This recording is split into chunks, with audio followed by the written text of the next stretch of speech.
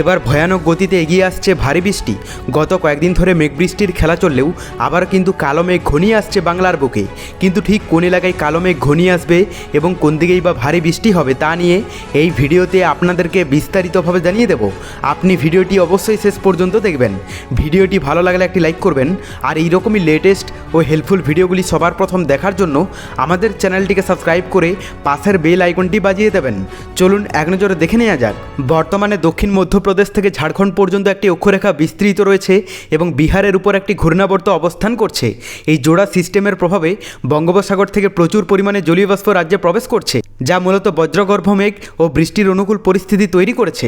পূর্বাভাস বলছে আগামী 12ই মে অর্থাৎ মঙ্গলবার নাগাদ নিম্নচাপটি ঘনীভূত হলে দক্ষিণবঙ্গের জেলাগুলিতে ঝড় বৃষ্টির তীব্রতা বৃদ্ধি পাবে।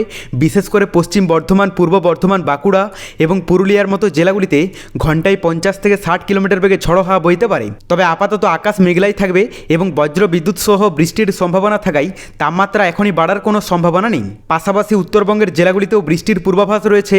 আজ উত্তরের 5টি জেলায় হালকা বৃষ্টি হলেও 12 তারিখ থেকে দার্জিলিং, কালিম্পং, জলপাইগুড়ি, কোচবিহার ও আলিপুরদুয়ারে বৃষ্টির দাপট বাড়ার সম্ভাবনা আছে। সব মিলিয়ে চলতি সপ্তাহে প্রাক বর্ষার মেঘলা আকাশ ও মনোরম আবহাওয়া বজায় থাকবে। তো এরপর আমরা যদি লাইভে আপডেটটা দেখে নিই, প্রথমে আমরা যদি আজ সকালের দিকে পশ্চিমবঙ্গের দক্ষিণবঙ্গের এলাকাগুলোর কথা বলি, তো এখানে কলকাতা থেকে শুরু করে হাওড়া, হুগলি, কৃষ্ণনগর, বহরমপুর, মুর্শিদাবাদ, দুর্গাপুর, আসানসোল, বর্ধমান, বাঁকুড়া, পুরুলিয়া, জামশেদপুর, চন্দ্রকোনা, খড়গপুর, তমলুক, হলদিয়া, মোটামুটি দক্ষিণবঙ্গের সমস্ত এলাকার আবহাওয়া পরিষ্কারই দেখতে পাওয়া যাচ্ছে সকালের দিকটাতে। দুপুরের দিকে হালকা মেঘলা আকাশ থাকবে এবং বৃষ্টির সম্ভাবনা রয়েছে কলকাতার পাশাপাশি এলাকাগুলোতে। তার সঙ্গে এখানে বর্ধমান, দুর্গাপুর, আসানসোল, বাঁকুড়া, পুরুলিয়া এই সমস্ত এলাকাগুলোতে কিন্তু হালকা ইফেক্ট থাকবে। যদিও বৃষ্টির একটা রেস পড়তে দেখতে পাওয়া যাবে, কিন্তু ভারী বৃষ্টির সম্ভাবনা আপাত গতিতে নেই। আর রাতের দিকের যদি কথা বলা যায়, রাতের দিকেও মোটামুটি পরিষ্কার হয়ে যাবে আকাশ। তো সকাল এবং রাতের দিকে দক্ষিণবঙ্গের বেশিরভাগ এলাকার আবহাওয়া পরিষ্কার থাকবে, শুধুমাত্র দুপুরের দিকটাতে হালকা মেঘলা আকাশ এবং বৃষ্টির সম্ভাবনা রয়েছে। তো আমরা যদি উত্তরবঙ্গের আপডেটটা দেখি, আজ সকালের দিকে এখানে দার্জিলিং থেকে শুরু করে কালিম্পং, কার্শিয়ং, আলিপুরদুয়ার, কোচবিহার, জলপাইগুড়ির আকাশ সম্পূর্ণ কিন্তু পরিষ্কারই দেখতে পাওয়া যাচ্ছে, কোথাও বৃষ্টির সম্ভাবনা নেই। কিন্তু দুপুরের দিকে যদি আপডেটটা দেখা যায়, এখানে দার্জিলিং, কালিম্পং, কার্শিয়ংয়ে হালকা ইফেক্ট পড়তে দেখতে পাওয়া যাচ্ছে। আর এদিকে জলপাইগুড়ি, আলিপুরদুয়ার, কোচবিহারে বৃষ্টির সম্ভাবনাটা একটু বেশি পরিমাণে থাকবে। বিশেষ করে কোচবিহার এবং আলিপুরদুয়ারে ভারী বৃষ্টির কিন্তু সম্ভাবনা দেখতে পাওয়া যাচ্ছে দুপুরের দিকটাতে। রাতের দিকের কথা বলতে গেলে মোটামুটি পরিষ্কার হয়ে যাবে বেশিরভাগ এলাকার আবহাওয়া, তবে এখানে দার্জিলিংয়ে কিছুটা ইফেক্ট পড়তে দেখতে পাওয়া যাচ্ছে। পাশাপাশি আমরা যদি বাংলাদেশের আপডেটটা দেখি, আজ সকালের দিকে সমুদ্র উপকূলবর্তী এলাকাগুলোর কথা বলতে গেলে বেশিরভাগ এলাকার আবহাওয়া পরিষ্কার থাকবে। তবে তার মধ্যেও এখানে মহেশখালী, কক্সবাজার, টেকনাফ এই সমস্ত এলাকাগুলোতে কিন্তু হালকা ইফেক্ট পড়তে দেখতে পাওয়া যাচ্ছে। জোরালো সম্ভাবনা নেই বললেই চলে। আর ভিতরের এলাকার মধ্যে বেশিরভাগ এলাকার আবহাওয়া পরিষ্কার থাকলেও যে সমস্ত এলাকাগুলোতে হালকা থেকে মাঝারি এবং ভারী বৃষ্টির সম্ভাবনা রয়েছে, তার মধ্যে বিশেষ প্রভাব থাকবে এখানে ময়মনসিংহ, সিলেট, সুনামগঞ্জ, জামালগঞ্জ, পাশাপাশি এখানে রংপুর, গাইবান্ধা, কুড়িগ্রাম এই সমস্ত এলাকাগুলোতে কিন্তু হালকা ইফেক্ট দেখতে পাওয়া যাচ্ছে।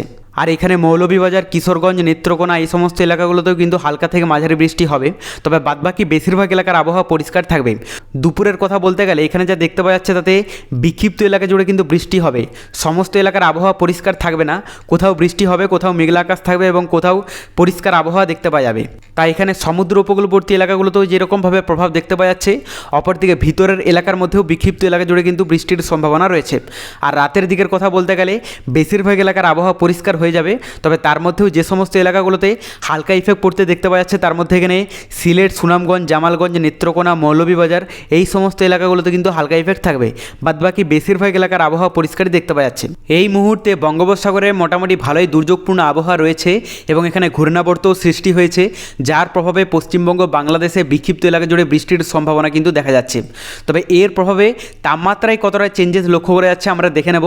প্রথমে আমরা যদি আজ দুপুরের দিকে পশ্চিমবঙ্গের, দক্ষিণবঙ্গের এলাকাগুলোর কথা বলি, তো এখানে কলকাতাতে 28 ডিগ্রিতে চলে যাবে এবং পাশাপাশি দক্ষিণবঙ্গের বেশিরভাগ এলাকার তাপমাত্রা থাকতে পারে 32-33 ডিগ্রির মধ্যে, মানে খুব একটা অস্বস্তি ভাব থাকবে না।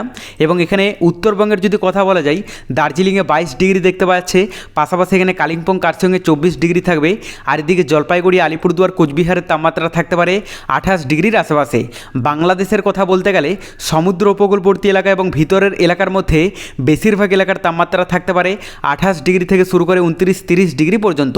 এরপর আমরা রাতের দিকে তাপমাত্রাটাও দেখে নেব, কারণ রাতের দিকে এখন আর সেই রকমভাবে অস্বস্তি ভাব নেই, যেহেতু বিক্ষিপ্ত এলাকা জুড়ে বৃষ্টি হচ্ছে পশ্চিমবঙ্গ সহ বাংলাদেশের বেশিরভাগ এলাকা জুড়ে।